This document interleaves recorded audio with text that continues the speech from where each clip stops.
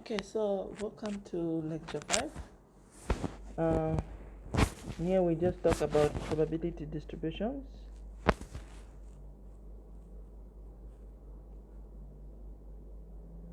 Probability distributions.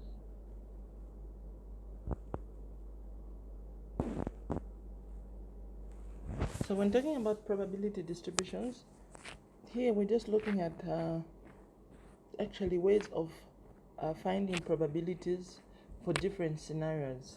Okay, so what would be very important is the definition of a random variable.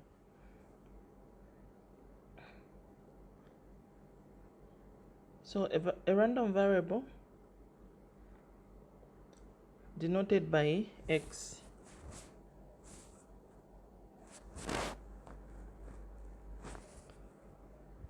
capital X.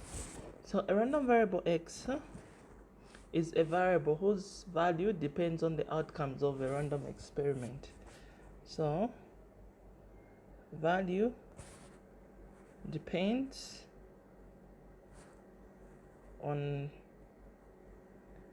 the outcome of a random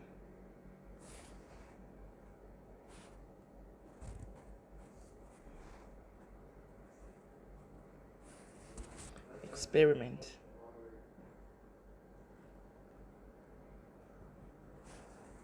Okay, so examples include tossing a coin 5 times,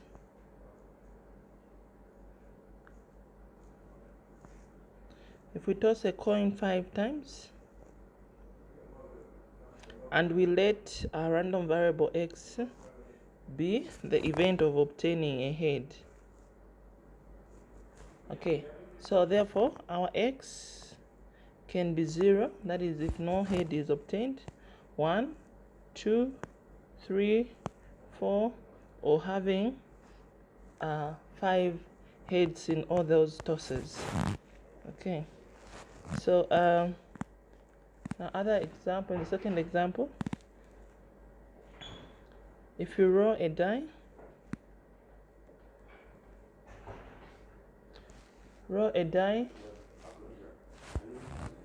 okay,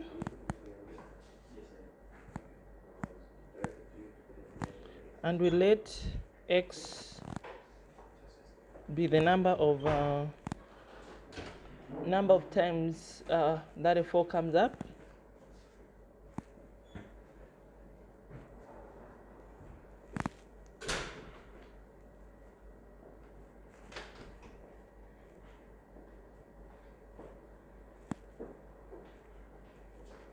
So when you roll a die, our x could take the following values: 0, 1, 2, 3, and 4, depending on the number of times that the die is rolled. Okay, so we have 2 types of random variables. Remember from the first lecture we talked about discrete random variables and discrete random variables and continuous random variables. So since we have 2 types of random variables, we also have 2 types. Earlier we talked about discrete variables and continuous variables. So we can also categorize random variables into discrete random variables and continuous random variables. So look at the types of random variables.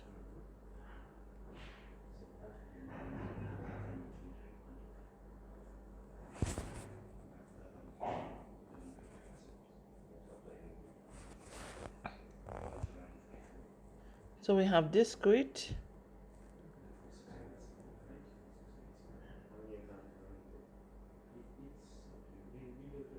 and continuous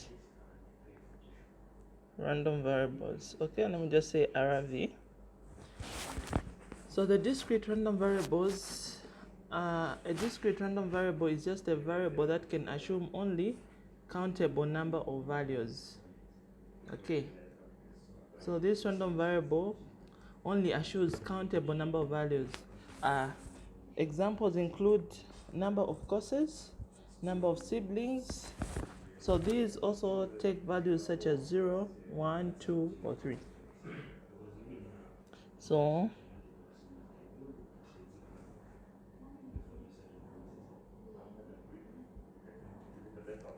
for discrete random variables, x could be 0, 1, 2, 3, or 4. And for continuous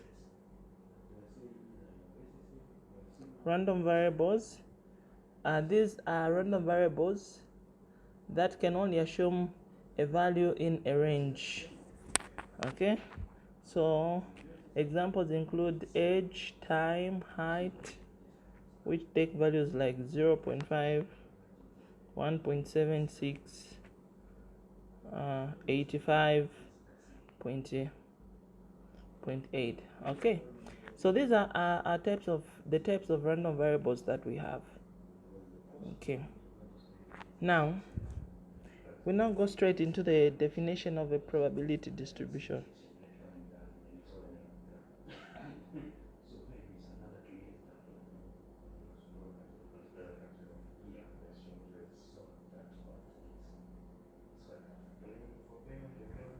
So a probability distribution is just a list, okay? A list of probabilities associated with each random values.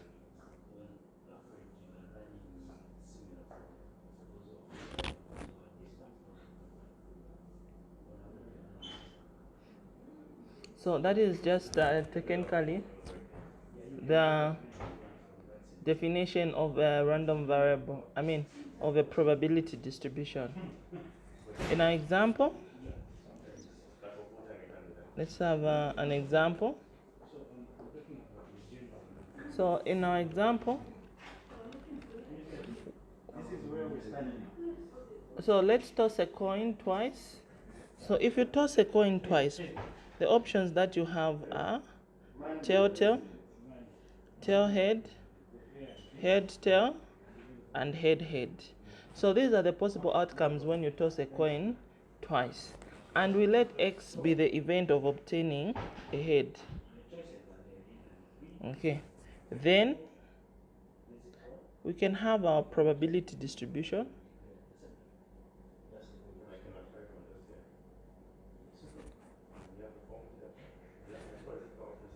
So the number of heads, and we have probability.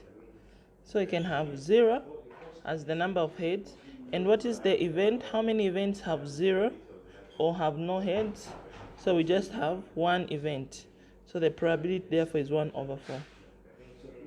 And the event with one head is those options, tail, head, and head, tail. So the probability is 2/4. And where you have two heads, we just have one event. Therefore the probability is 1/4.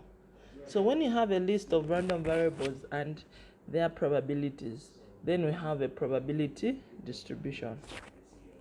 Okay, so now something very important, x and the smaller x. So the distinction, we know x represents a random variable, so therefore the smaller x represents the value, okay, the value that the random variable takes. So that the value that the random variable takes is represented by a small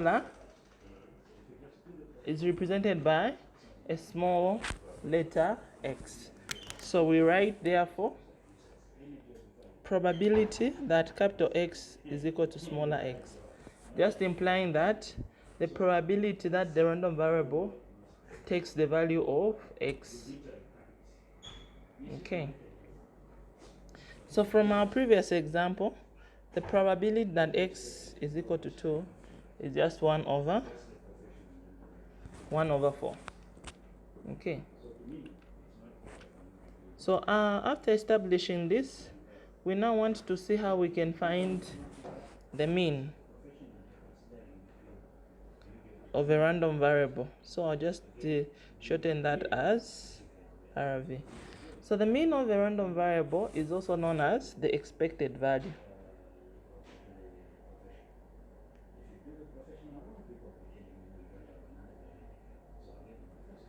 Okay, so that is known as the expected value, denoted by mu or EX.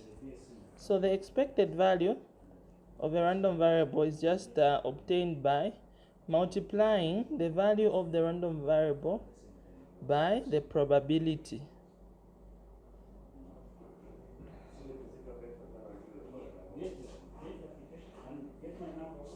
Okay, so that is how we obtain the expected value. So in our example, to find the expected value, let's have our table again from example 1. We have that as xi. Now note that our x still remains the number of heads. So we have 0, 1, and 2. The probability that x is equals to small x, the first one is 1 over 4. Then we have 2 over 4 and 1 over 4. Okay, so now you multiply the value that we have for the random variable by the probability. So when we do that, we're going to obtain 0 multiplied by 1 over 4 is 0. 1 multiplied by 2 over 4 is 2 over 4. And 2 multiplied by 1 over 4 is also 2 over 4.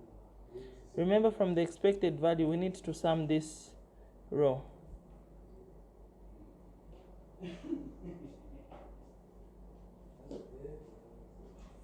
Okay, so when you sum xi p x is equals to x, this is just the same as summing 0 plus 2 over 4 plus 2 over 4. And when you add all that, you have 4 over 4, which is just equal to 1. So that is our expected value. Okay. We have some characteristics of the expected value. Expected value of a constant. So a constant is just any number, say 2 or 3. Okay, so you just get your constant and then multiply by the expected value of x. Okay, then the other one, ax plus b is equal to a multiplied by ax plus b. Okay, then let's also take note of this one, expected value of x squared. Here we're just going to sum the value of the random variable squared. X is equal to x. Okay, so in the first, when you're finding the expected value, you just get x and multiply by probability. But for the expected value of x squared, you have to square the x first, then multiply by its probability. Okay, so apart from finding the mean, we are also interested in finding the variance of a random variable. And when we find the variance, we can also find the standard deviation as well. Okay, so you have two formulas for the variance. The first one is that you're going to sum xi minus the expected value, then you square everything and multiply by the probability of x. Okay, so that. Then in the second formula, we have the variance equal to expected value of x squared minus the square of the expected value of x. So actually the second equation, the second formula is much easier, because all you have to do is just look for this one, the expected value of x squared.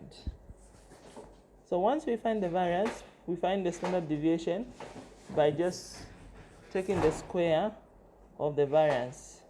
So that gives us the standard deviation. Now let's find the variance using information in example 1. Okay. So all that we need to do is find the expected value of x squared, because we already have the expected value of x, which is 1. So therefore, we find the expected value of x squared. So we have to find, let's just have our table.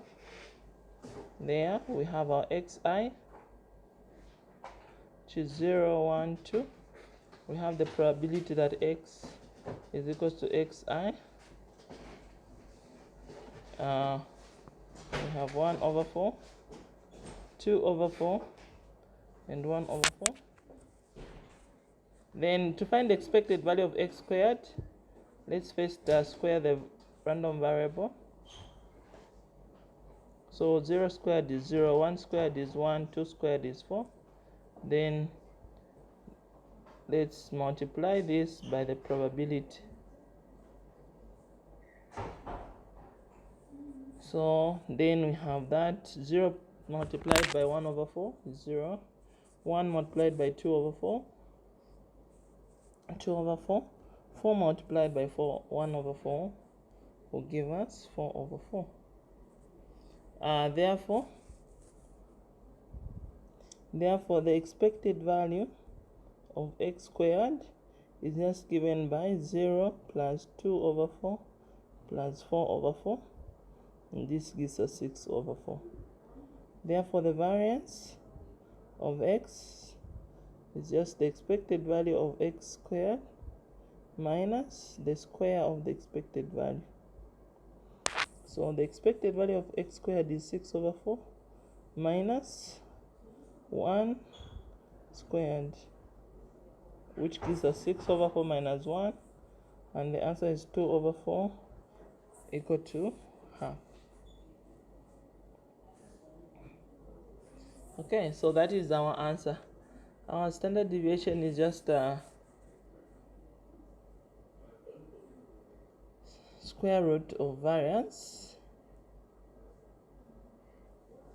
which gives us the square root of 1 over 2, and this is 0.707.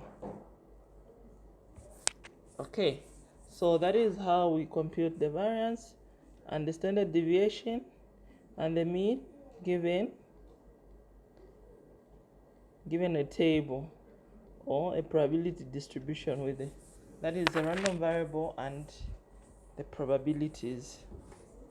Okay, so the next thing that we're going to do is look at the common discrete probability distributions. So these are general statements about probability distributions. So for discrete, we have the binomial and Poisson. Say we start with the binomial distribution.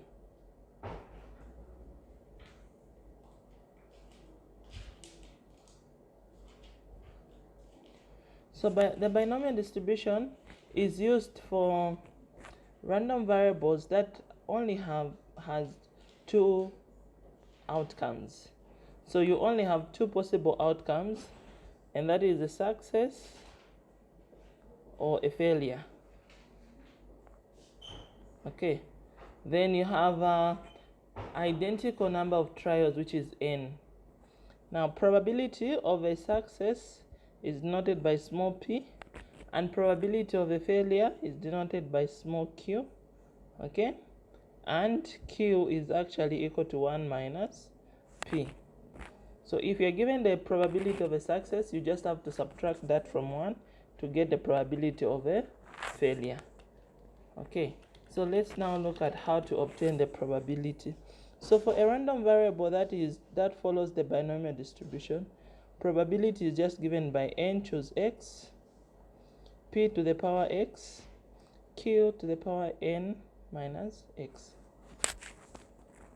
Here, The n choose x. This is just the combination way of representing data. So this is actually the NCR on your calculator. So you first have to punch in the n, and then you press the NCR on your calculator, then press on x. Okay, p, small p, is the probability of a success.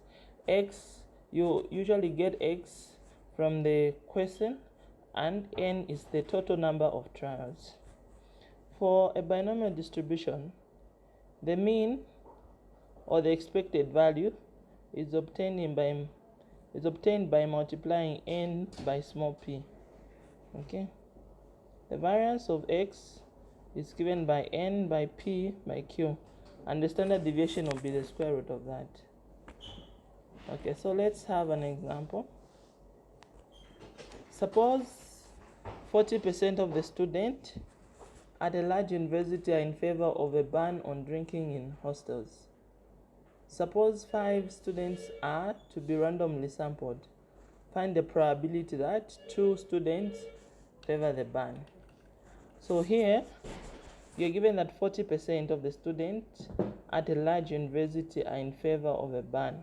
So our success there is being in favor of the ban. Therefore, our p, small p, is 0.4, and our q will be 0.6. Our n is the total number of trials. There is the total number of students sampled, which is 5. From the first question, we're given that we're looking for probability that x is 2. So our x becomes 2 there. According to the formula, that is just n, choose x, p to the power x, q to the power n minus x. Our n is 5, choose 2, 0.4 to the power what? X, which is 2, and 0.6 to the power n minus 5 minus 2, which is 3. Compute that on a calculator, and you're going to find 0.3456. Okay, so we can as well find other probabilities. Probability that x is less than 4. This is just probability that x is equal to 0 plus x, probability that x is equal to 1 plus probability that x is equal to 2 plus probability that x is equal to 3. So you can replace in the formula and find those probabilities, and that will give us 0.913. So you can find other probabilities from the handout that was given to you, but maybe let's just look at the expected value. Expected value is just n by p. Our n is 5, p is 0.4, so that gives us a 2. And the variance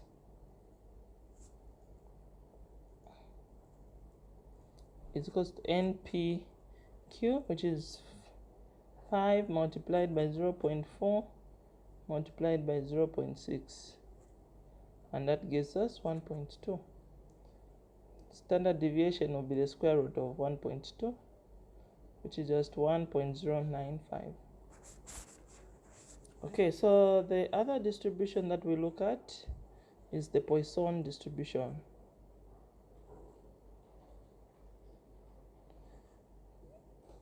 The Poisson distribution is also a very common distribution.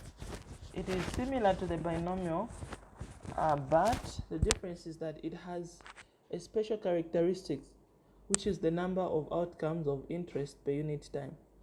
So in a Poisson distribution, we're looking at having only 2 possible outcomes, that is a success or a failure. But we put time into perspective. So if you can achieve something within a specified time, then that